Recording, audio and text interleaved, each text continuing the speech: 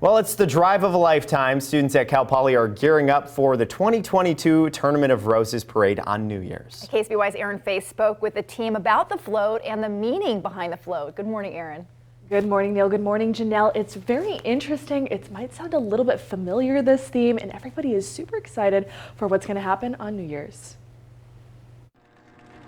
After more than a year of uncertainty, an engineering team at Cal Poly is excited to get back in action in creating their 73rd float to roll down Colorado Boulevard in the Rose Parade. So this has been really special. I think that getting back out here was just so important to everyone, and we've just been waiting to get back to work as soon as possible. And so I think it's just so wonderful for me and for the team to just be here working on this. Last year, Cal Poly San Luis Obispo and Cal Poly Pomona did not show a float in the 2021 Rose Parade.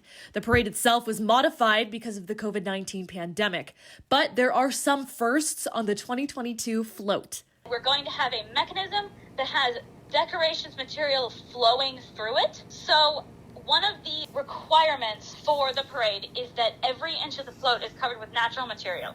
This year's float is titled Stargazers and brings to life a scene from the nursery rhyme, Hey Diddle Diddle. The float will feature characters including a cat, a fiddle, and a cow jumping over the moon.